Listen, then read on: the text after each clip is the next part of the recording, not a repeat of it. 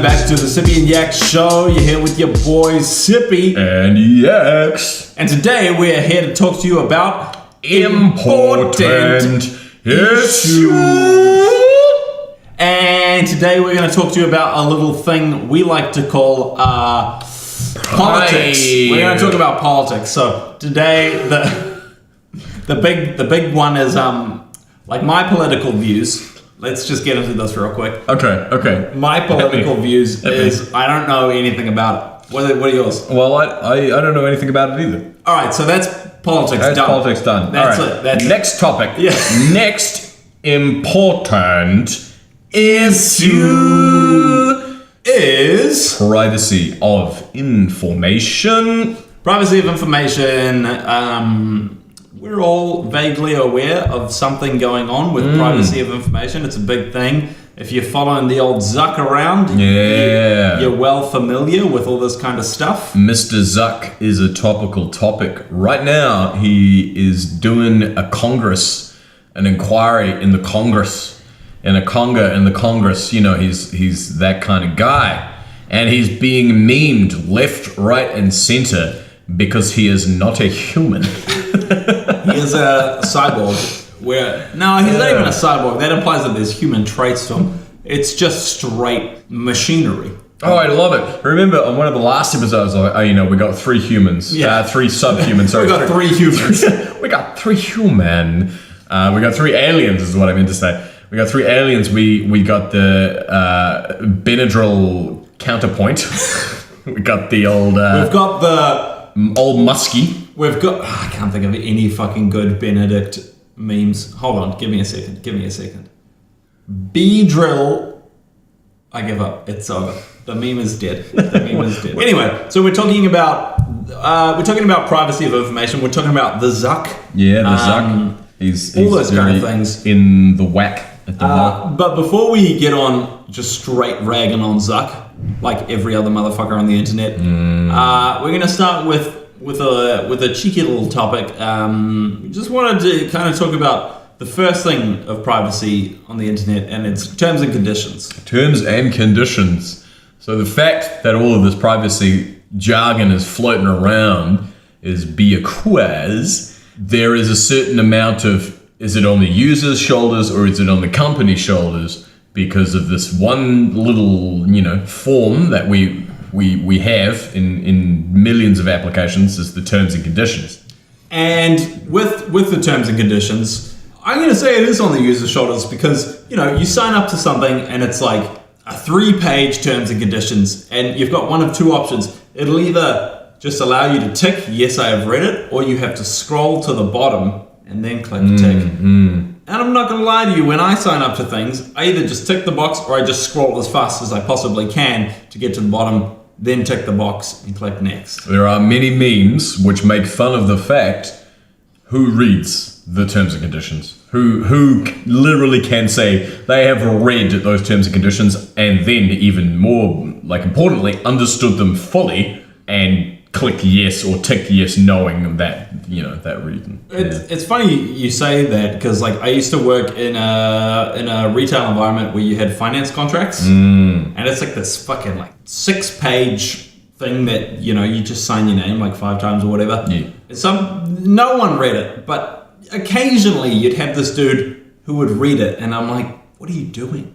Why do you care? Yeah. You're still gonna say yes anyway. Exactly. I can't believe that you're actually reading this. And it's the same thing with terms and conditions. Why the fuck would we read this? Yeah. It's just gonna be filled with words we don't understand. Let's analyze what you would actually need to do effectively to have completely understood the terms and conditions as they're issued to you before you hit that yes or you tick that box or you sign that line, whatever it is. Effectively, for the majority of people, I'm going to say most people are not legal specialists. For those of us that are lawyers or, grad students or law students or, whatever it is, they probably are going to understand those terms. But the rest of us normies, we've got to look into it as if we don't know what we're doing. So how do we understand? We don't. So let's say in this example, we want a car. And so they give us the finance contract and they're like, all right, these are the terms and conditions. And we take the terms and conditions away. This is what we're doing when we want to understand it. We get a lawyer or someone who does understand it to read it over and explain to us in layman's terms what it means. But I think it does depend on the situation. So if you're buying a car of significant value, we'll call it, maybe you actually would do that. But the difference is when you're just, signing up to Facebook, or the terms and conditions of Facebook have changed. I'm just going to pick on Facebook. Fuck, you suck. You're not gonna be like, I need my lawyer to, because I just want to check quickly on Messenger. You're not gonna do that. Yeah. So it is actually quite unfair in that regard. What you're actually saying is that I promise not to do anything really fucked up, is what you're effectively saying when you're clicking that yes button. But do we actually know that?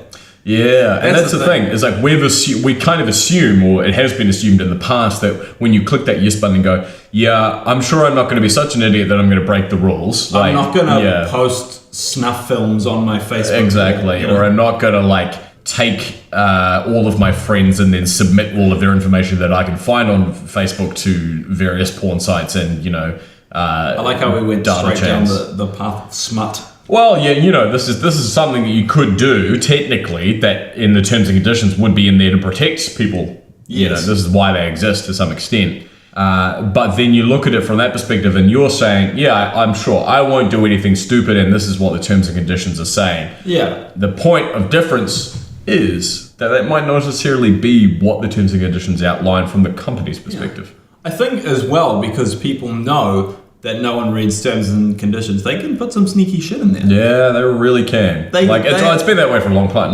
The fine print is how you used to say it. You used to say, oh, it's in the fine print, or, it's in the tiny writing, or, that kind of shit. But, it's gotten to a point where literally no one I know reads the fine print or the terms and conditions. It's like, whoa. And they're much more prevalent as well now, exactly. Yeah, you download an app, you want a new app. Oh, accept our terms and conditions. Yes. Yeah, yep, sure, why not? And it happens all the time. It happens, probably a couple times a day for people who use technology a lot. Any programs you use or download, you've almost definitely done that. Fucking I'm sure even old stuff like Age of Empires had terms of... Yeah, when you do the installation, the Microsoft group agreement, fucking WinRAR, the software that, only the best examples of humanity would ever have. You don't know WinRAR? It's one of those zip file expanders. It's a free. Everyone used to use WinRAR back in the day before sort of freeware became a very real thing, and you have these very good examples like 7-zip and all the rest of it being the ones that people will choose. But WinRAR back in the day, they did a freemium thing, or like a freeware thing, where they were like, you can use this for free, but we'd appreciate it if you would pay. Oh, yeah, that's right. I vaguely remember the program. Well, you've used Apple for most of your adult life, though, so that's probably never come up, because that's not an Apple program. No, it's not. No, it's not. So, when you install WinRAR, there's a series of terms and conditions. When you install fucking games, when you install PDF readers, when you install anything, really. It's always got a set of terms and conditions.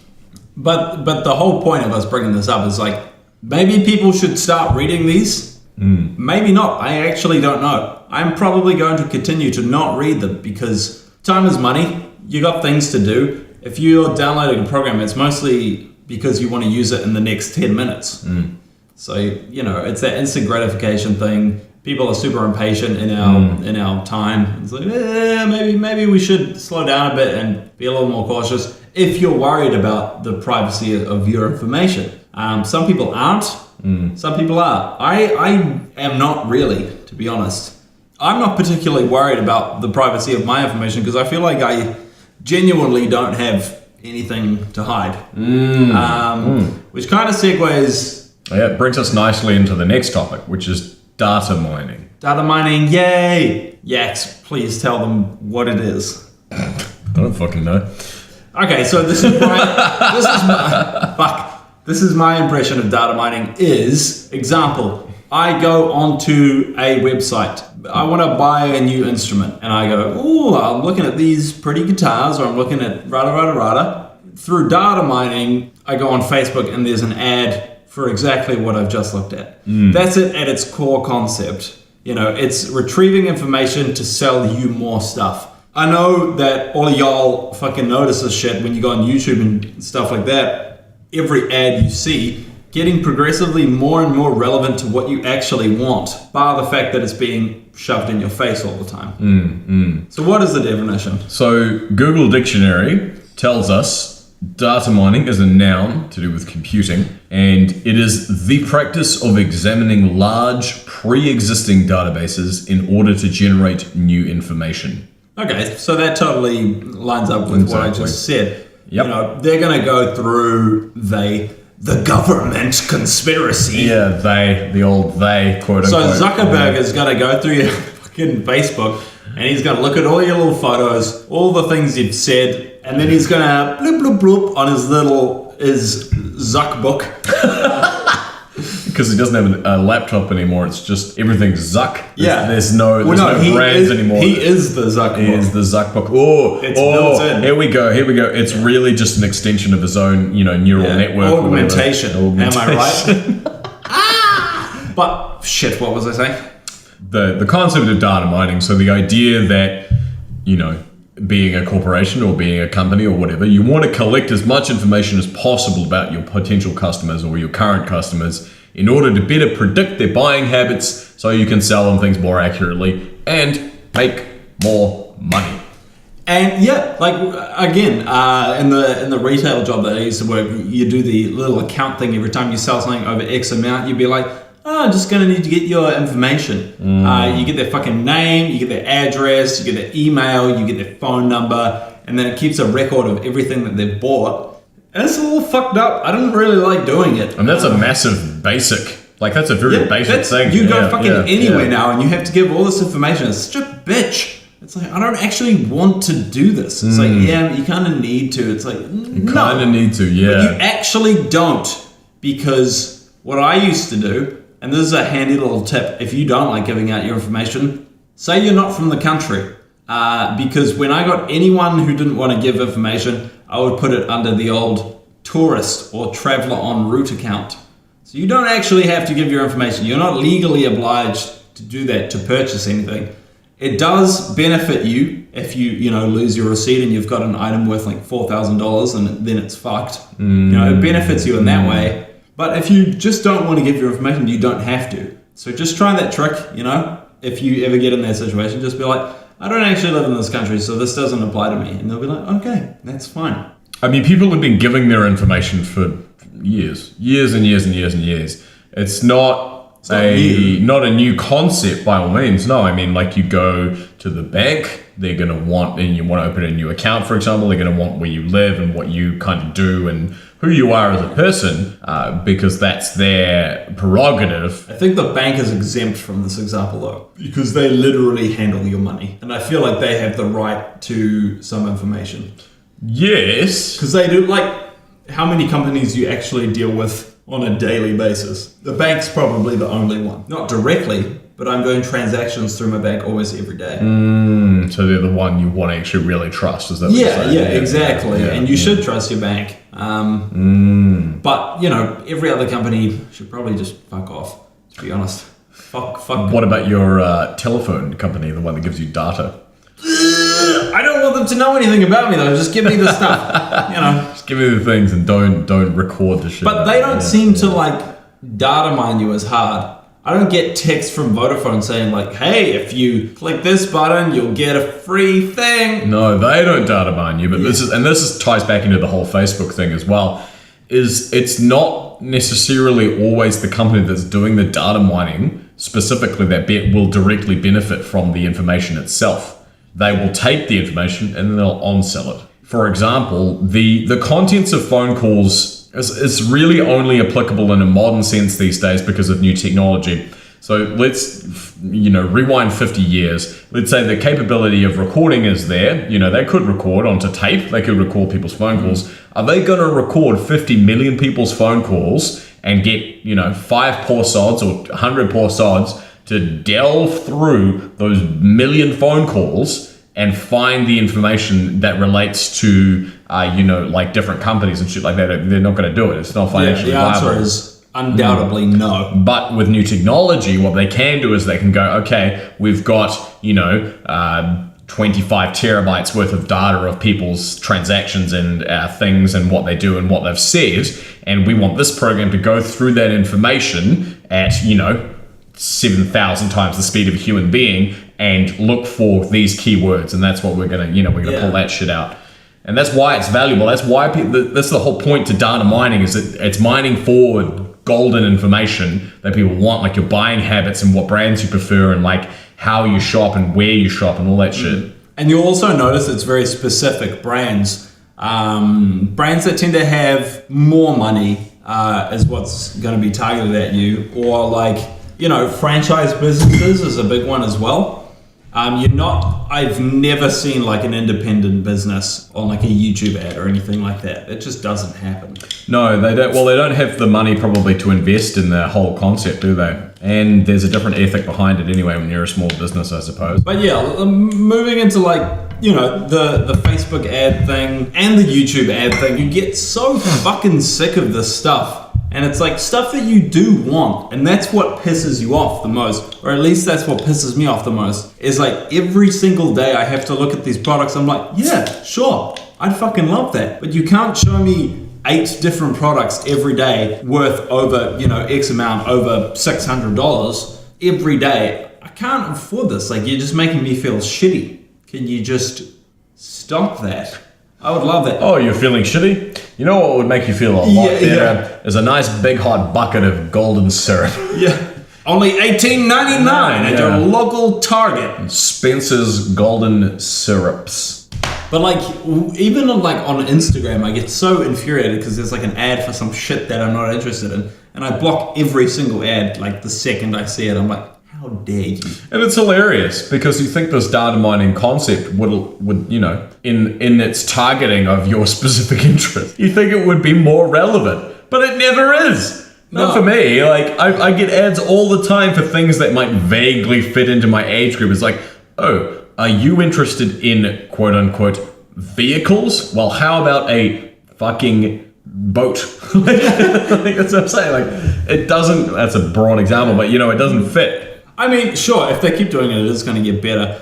But I completely agree. Or like the worst one is when you look up one thing once, and then it's like all your ads seem somewhat relevant, and then you get, would you like plastic containers? And you're like, I just needed that once. I just wanted to know. I don't want to collect a lot.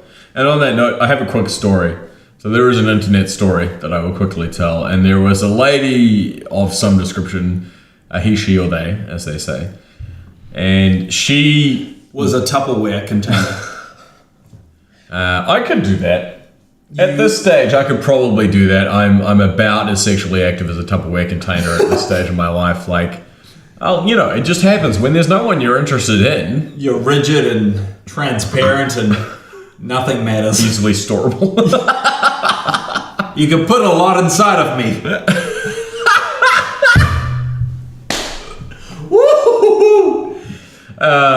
Anyway, so my point was, there's this story. It's floating around the internet. You may have already seen it. Who knows? I hadn't heard it until about an hour ago. Okay. So the story goes, there's a lady and she has WhatsApp.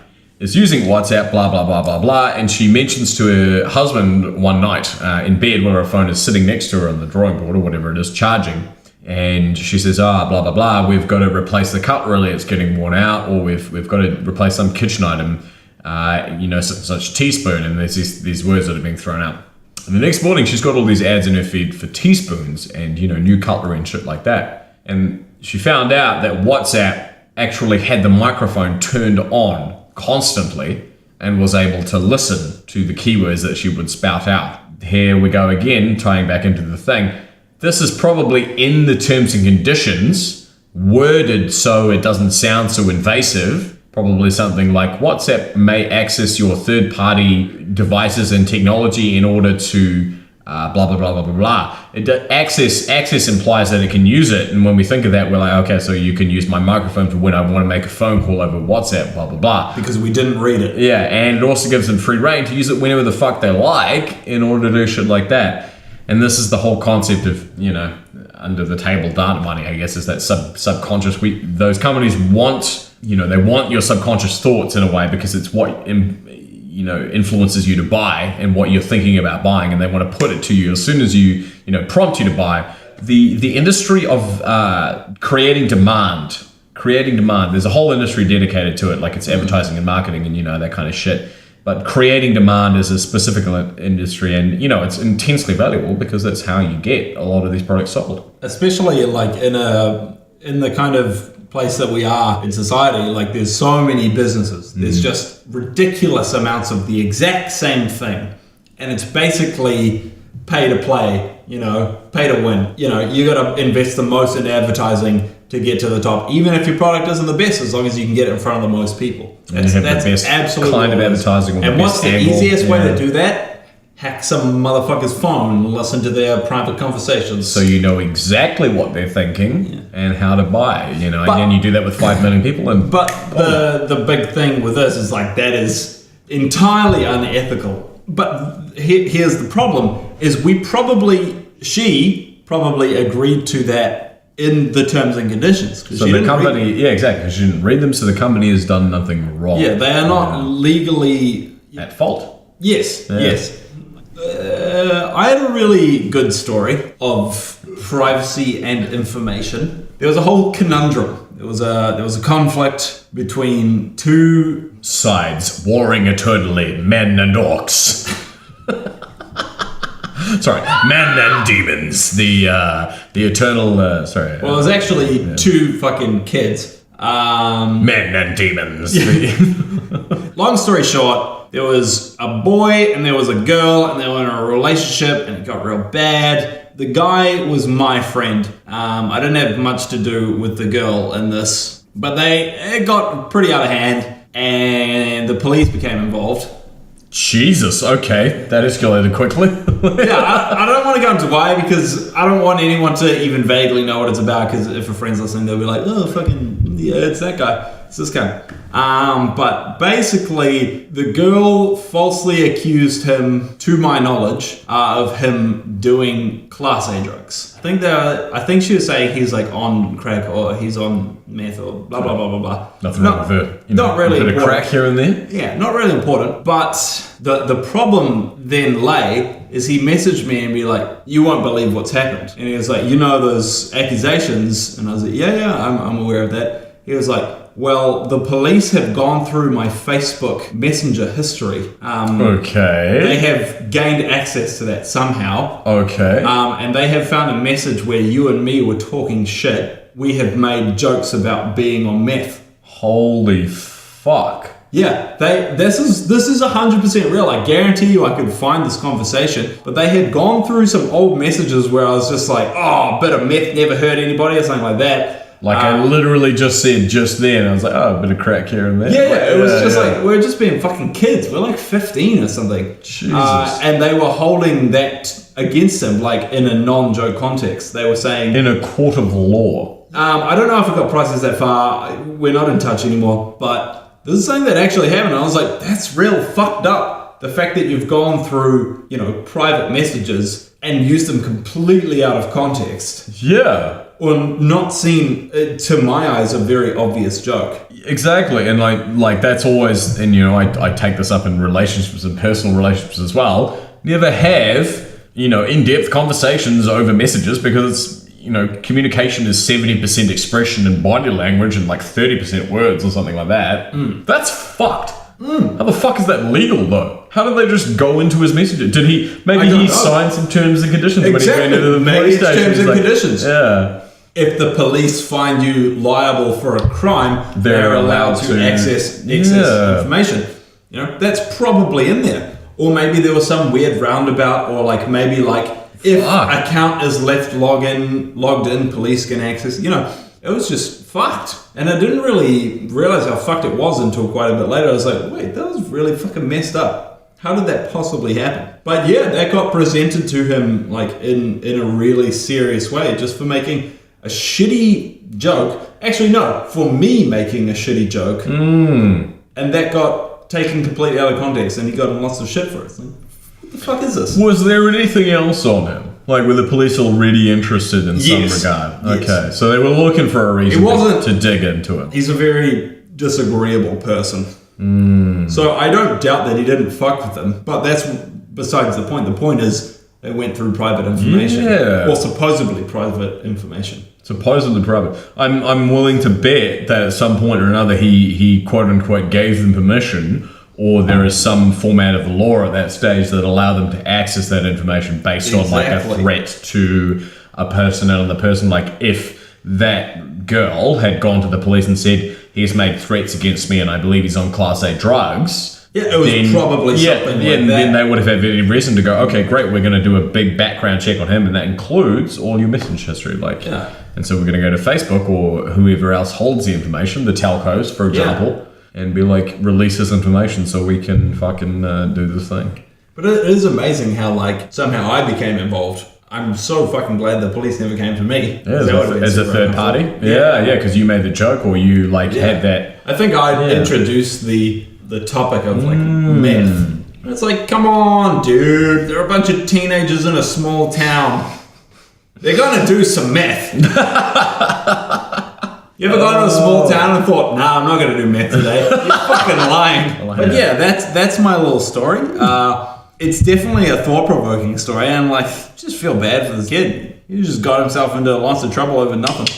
Over a Facebook chat. But yeah, that was like the main topic we want to talk about is data mining. You know, because that's the whole point of getting the information, is to get some value out of it. Yeah, exactly. No one wants it for no reason. Yeah, they don't want to read your chat. You sick fucks. But apparently not. Well, maybe they do. But the last thing we wanted to talk to you about was something Yakx brought up just before we started this. I was like, tell me some more things about, privacy of information. And the one that bothered him the most was... location tracking. They are following you. They know where you are. They can see you. Yeah, location tracking is one of those ones where, you see it pop up every day, I'm sure. It's like if you go onto a new computer or something and you sign in your Google or whatever it might be, top left-hand corner it is usually, or sometimes it's the right, it will say, Google wants to know your location. Allow, block, or such and such wants to send you push notifications, or such and such wants to know your location, or such and such, blah, blah, blah. Now, my stance on this is I couldn't care less, because I don't think I am of interest to anyone. I genuinely do not believe that anyone gives two shits. But I know that you have a stronger opinion on it, so I would like to hear it. Every time that option comes up to say allow or block, I will say block. I will, in fact, I think if you don't click on the message, it goes away. And I don't know whether it actually supplies yes or no in that case, but I will hit block in every instance, pretty much purely for the reason that I don't like the idea that I'm being directly tracked, which is probably a bit redundant, to be honest, because it's already probably known through the fact that I carry a device with me constantly that has a satellite connection back to a billion different companies. The concept is, though, that my location or my kind of where I am and what I'm doing, to me, that is private. Like, that's my business. And regardless of whether you want to sell me things based on the things around my location or what I'm doing in that location or all those kinds of things, that is information that I personally want to keep to myself, because I don't like the idea that someone's watching me. And I'm sure I'm not alone. Some people care, some people don't care. It's a mixed basket. To convince you to care about the fact that people are watching you, I would think about this. What is your worst porn you have ever looked up? It's pretty bad. I told you, it's pretty bad. So think about someone watching you while you're doing that through your webcam. That's straight off Black Mirror. Is it? Yeah. I've never seen that. There's an episode where this kid, I'm not going to ruin it if you haven't seen it, but you should all watch Black Mirror. But this kid fucking jacks it. Does a porn. Does a thing, yeah. He goes through all the shit to prevent it being leaked. But here's the thing. Honestly, if it got leaked, I'd be like, ain't you surprised?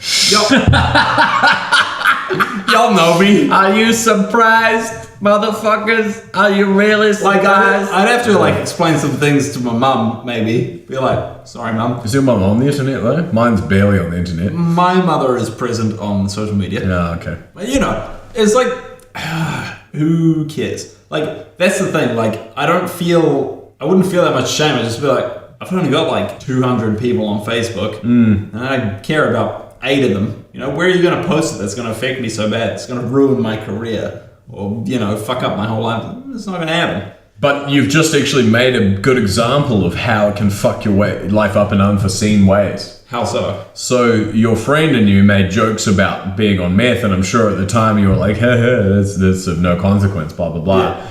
And so let's say you go and you look up some really fucked up porn. I don't know what's the most fucked up thing I can think of right now. Midget amputee. I was going to say midget amputee. I was going to say it. Sorry to all the little people and the amputees, but it's just a... Well, not sorry. If there's porn about you, you're sexually attractive. So I just say kudos. Keep doing your thing. Oh, what about the old jar of bees on the genitalia? That's a new one. It's quite old. Is that not just a Nicolas Cage movie? Not the bees! Oh, no, not the bees! The bees! Fucking, there's a video, I can't remember what it's called. But, yeah, dude just puts a jar of bees on his Ding-a-ling. cock. And, yeah. He didn't try, man. There was no effort in that. He puts it on his cock. Okay. And the bees sting a lot of places. Oh. And he just holds it there until he ejaculates. That's kind of impressive. Well, some people like that shit. Yeah. Or, you know, okay. You can tell you're a couple of beers in when you start talking about bee sting porn. Bee sting porn. So what was the point of this? The point of this was that I was saying is like, so you're having these discussions, these conversations that out of context, as this podcast could be taken very easily. I want bees to sting my genitalia. My point is that I dislike and try to discourage location tracking is because in the same way that these jokes can be taken out of context, your location can be taken out of context in a very real way. Here's a scenario. Say, for example, there's a serial killer or, you know, a big series of killings or a couple of murders in, you know, a certain area. And on social media, your location is tracked as moving completely unbeknownst to you. Like, you don't give a fuck or know anything about it in a very close pattern with how the murderer might move. And you don't know shit. Like, this is how random theory works, is that these things can occur. And, you know, maybe of a city of, what are we in, 2.6 million right now, there are 4 people who fit this location, or fit these locations that the people would have been in. And you were called into that scenario based on the fact that you've done this. At the end of the day, it doesn't matter shit really because you're not a murderer. Yeah, in that example, like, it's still not a good thing.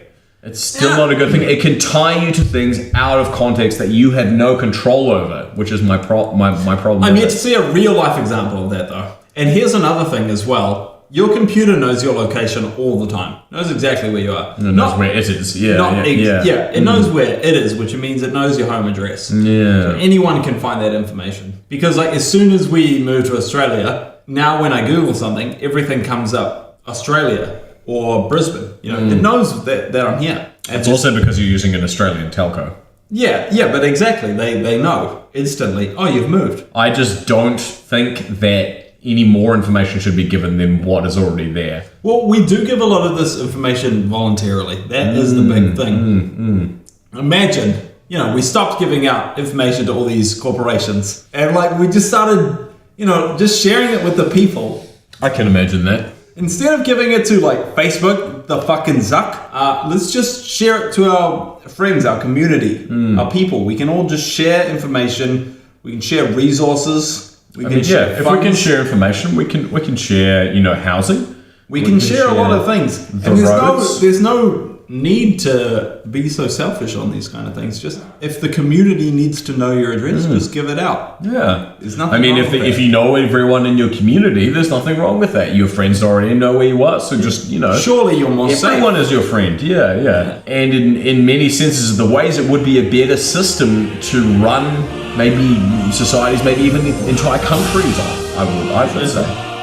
And that's all the time we have today. Yeah, we're going to get super off topic now because we're a bit drunk. This has been the Sippy and Yakx show. Sippy and Yakx show. Like and subscribe, leave a comment. Sippy and Yakx show. the Sippy and Yakx Show. The Sippy and Yakx Show. Tell us, I haven't even proposed a question yet, but tell us what your favorite, what your most disgusting Pornhub history is. What kind of sick shit you're into. I want to see some fucked up stuff, guys. I don't want gross stuff though. Like I don't want blood stuff. I don't want gore is. Yeah, I don't want gore. No, I just want like the funniest titles. Yeah. Like and subscribe. Comment below the funniest porn you can think of. I would prefer the stuff that you've genuinely tried to masturbate to, but like it didn't work because you're like, no, this is actually too fucked up. This is like, whoa.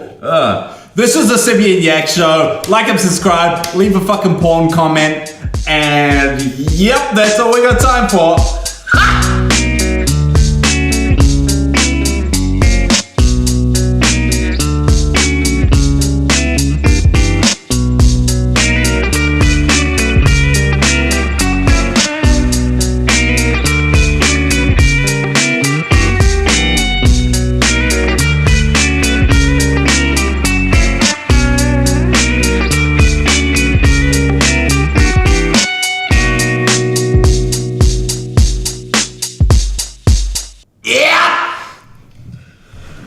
Good jams.